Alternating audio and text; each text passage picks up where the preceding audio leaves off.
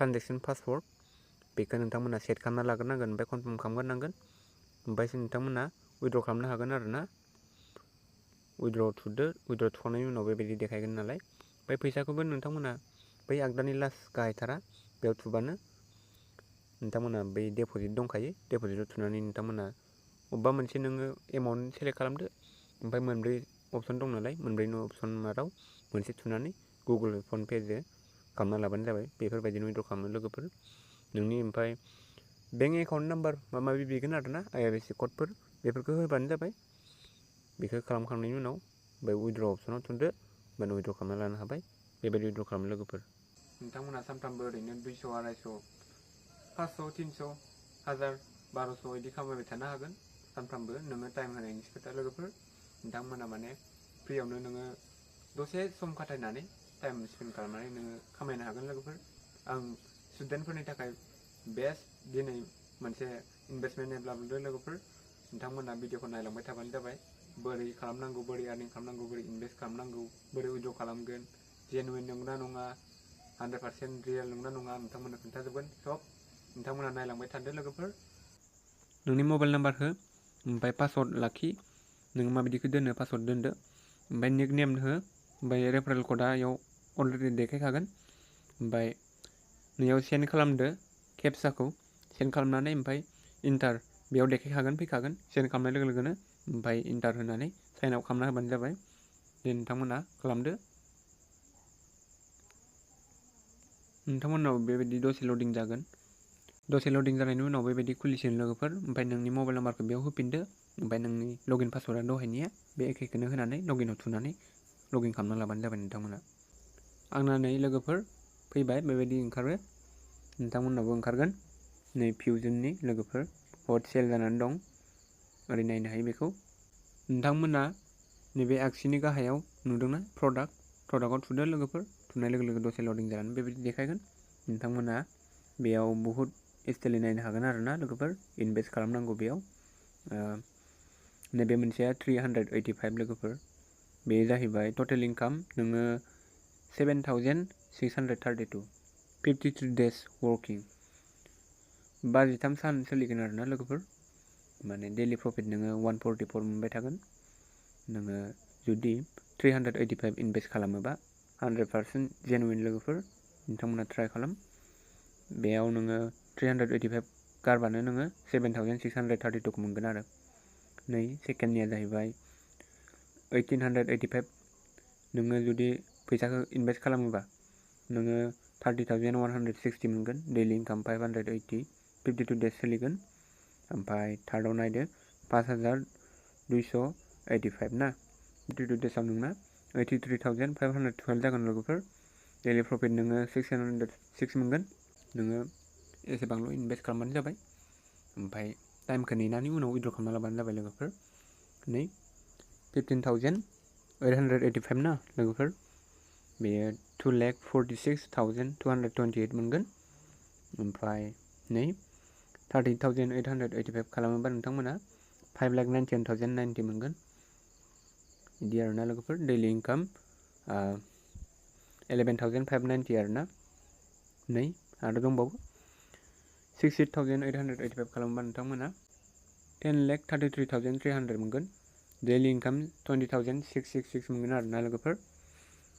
नोंथांमोना एसेबां बुरजाखौ हायाबाबो नोंथांमोना 385 खालामनानै नाय लोगोफोर, 1800 खालामनानै नाय, 1885 नोंथांमोना 53 daysनि उनावनो डाइरेक्ट मोनगोन आरोना लोगोफोर।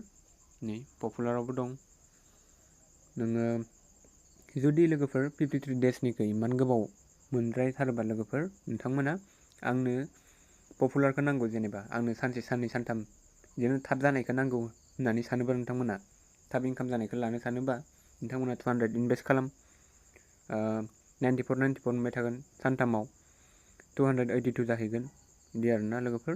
82आल' लाब जाहैयो, ओंखायनो सानथामखौ खालामना लाब गैया, 200खौ खालामनाङा। जेसेबां खम इनभेस्ट खालामगोन लोगोफोर एसेबांनो लाबा खम जागोन, जेसेबां बुरजा खालामगोन नों एसेबां लाब जागोन आरो लोगोफोर। नै 385, डेलि प्रफिटआ 107, 535 मोनगोन लोगोफोर। ओमफ्राय 880 नै डेलि प्रफिट 142 1136 मोनगोन। ओमफ्राय नै 1885 दं। टटेल इनकाम 2785। बे सानसेनिल' आरोना। नोङो जुदि थाबनो इनकामखौ नांगौबा लोगोफोर नोंथांमोना बेखौ खालामनो हागोन आरोना। सानसेनि गेजेरावनो 24 आवार्सनि गेजेरावनो नों फैसाखौ मोनगोन। नोंथांमोना बेखौ खालामना नाय। आरो दंबावो नै 4885। बेबो सानसेनिनो लोगोफोर 7585 जागोन। एसेबां मोनखागोन आरो नै 18850 3,33,180 मोनगोन लोगोफोर। बेबो बिराद मोजां। नै दङ नै आरोबाव 30,850 खालामबा नोंथांमोना डाइरेक्ट 63,850 रुपिस मोनगोन लोगोफोर। ओमफ्राय लास्टआव दङ नै 78,850 ना लोगोफोर।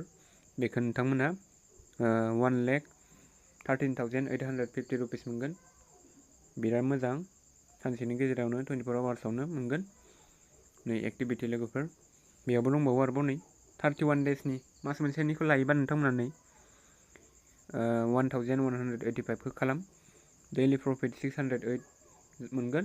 ओमफ्राय 18,840 मोनहैगोन आरो नों 31 डेजआव गासैनो। बेयो जाहैबाय 3,885। डेलि प्रफिट 2157 मोनगोन। टटेल 62,553 मोनगोन 29 डेज। 8,885 बेखौ नों इनभेस्ट खालामबा लोगोफोर डेलि प्रफिट 5,236 मोनगोन। सानसेयावनो मोनखाजोबनाय बायदि होनबाबो जायो। 3000सोल' खम। बेखौ अखानायैनो मोनफिनगोन।